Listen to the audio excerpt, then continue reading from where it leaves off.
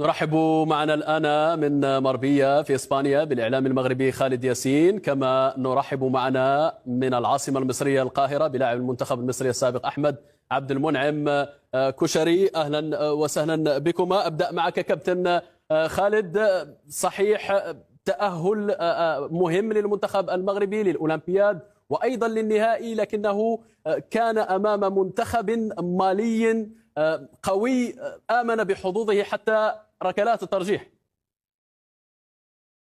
صحيح، ولكن يمكن أن نشيد بالشخصية القوية لهذا المنتخب طري العود، ولكن أبان عن شخصية قوية في هذه المباراة مختلفة تماما عن المباريات التي شاهدناها في دور المجموعات. نعرف أن مباريات خروج المغلوب تختلف من حيث التعاطي معها، كيف التعامل معها، واستطاع المنتخب أن يظهر لنا وجوها مختلفة مطمئنة. الوجه الأول هو أنه دائما يبادر إلى التهديف، وهذا شيء جميل جدا شاهدناه في مرحلة دور المجموعات. شاهدنا كيف عاد بعد أن تمكن المنتخب المالي من التعادل، استطاع أن يسجل هدف ثاني، ورغم ذلك رغم الهدف الثاني لم ينهار في ركلات الترجيح، أبان عن شخصية قوية. المباراة الثالثة لو تذكر معي حينما اشترك المنتخب الرديف أو الأسماء صحيح. الاحتياطية، كان هناك مؤشر إيجابي على أن هذه الأسماء قادرة على أن تعوض الأسماء الكبيرة، أو دعنا نقول الرسميين الذين لم يكونوا أحيانا أو لم يكونوا في مباراة مالي في المستوى المطلوب. لذلك شاهدنا أن هؤلاء الاحتياطيين استطاعوا أن ينتشروا الفريق، أن يدعموا وسط الميدان، أن يجعلوا من هذا الفريق كتلة واحدة. أعتقد أن النقطة الإيجابية أن المنتخب المغربي أو المغرب كسب منتخبا شابا واعدا قادرا على أن يلعب بالرسميين، بالأساسيين، بالاحتياطيين. في نهاية المطاف نحن أمام منتخب يلعب من أجل البلد ويلعب من أجل أن يكون منسجما متناغما وفعالا.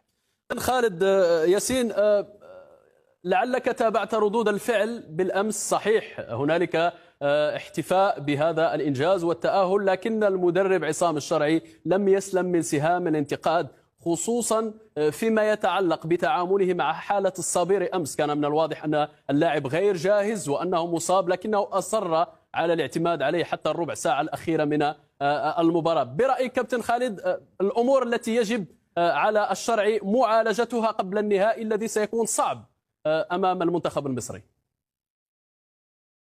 طبعا لا أفهم لماذا هذا التحامل على هذا المدرب الذي أبان حتى هذه اللحظة أنه قادر على أن يسير هذا المنتخب، أن يقوده وأن يعطي أفكاره ويوضح أفكاره على رقعة الميدان.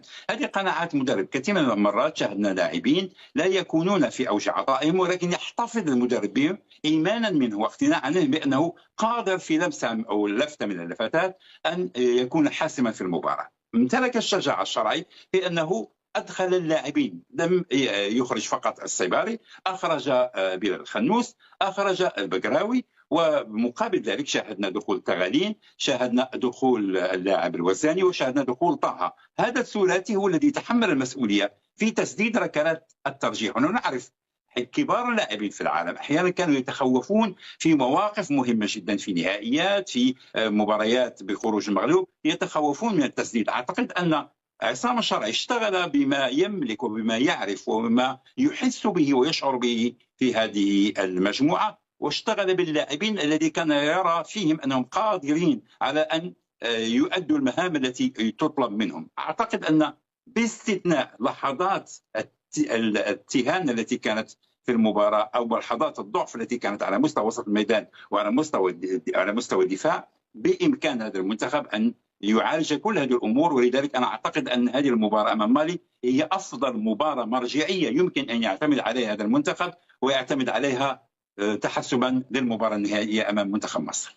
على أول تعليق للإعلام المصري والرعب، يعني في وين المنتخب المغربي وين يبعث الرعب في نفوس الإعلاميين المصريين. لكن هذا كل شيء يعني ماجري وين قالوا مبروك مبروك مبروك، لكن شاهدناهم متحصرين على البطاقة الحمراء اللي اداها اللاعب تاع المالي. قال لك لولا خروج اللاعب المنتخب المالي كانت تحسم المباراة، يعني قبل النهائي، يعني قبل ضربات الجزاء لصالح المنتخب المالي. وين الناس كانوا يشوفوا يا ودي شو نقول لكم كلمة، انايا كيما نقول لك في زوج اشقاء، كي مصر شقيقة المغرب شقيق خونا وخوتنا، يعني وين نقول لك بلي المنتخب المغربي اللي غادي يكون نهائي، يعني يكون نهائي، تكون الامور يعني افضل بكثير، لكن سوف نشاهد يعني مباراه كبيره، وان شاء الله بربي الفوز يعني للمنتخب المغربي، يعني وين نقولوا بلي نهائي نهائي 100% عربي، نهائي افريقي عربي، وين كما كنا نتمناوها. اليوم ما علينا، كل واحد ويشجع واش يبغي. انا المهم غادي نشجع المنتخب. تعرفوني بلي المنتخب المغربي لا للرجوع، هذه هي. وان شاء الله بربي التتويج بالتاج. غادي تكون مباراه، ما تكونش مباراه سهله، غادي تكون مباراه كما تاع الماضي ولا اكثر، خاطر ديربي عربي، ديربي عربي 100%، نهائي ديربي عربي 100%. هذه هي. ان شاء الله بربي تكون مباراه، يعني مباراه تكون قويه، مباراه تكون في روح رياضيه عاليه، بدون تاويلات، بدون من خاطر عندنا واحد لي باج تاع المصريين سامحهم الله، يعني منا وما يديروا ما يعملوا منا. شاهدنا وين ديما يروحوا يشوفوا في القجع، شاهدنا القجع قال لك يقول لك القجع يخدم لي زاربيت، القجع راهي راه البارح كان عنده بيناتي فالاب، جي توش البنت فالاب بالدورجو، يعني بزاف كاين بزاف امور.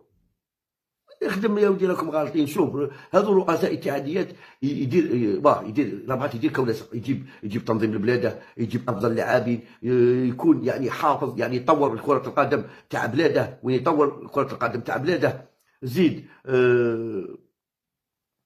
كما يقول لك يحافظ على ما يخليش يعني كولاسه ضد بلاده، يجيب ديزاربيت مليح ضد بلاده. شاهدنا نهائي تاع النساء يعني وين خسروه عاديك وعينك وخدم الاربيت، شاهدنا وين النهائي تاع الوداد مع الاهلي، شاهدنا الامس يعني نصف نهائي، يعني كما بالك اضرب بالك جيبوها كيما ربورو في 120 دقيقه. الشيطان صاحبي.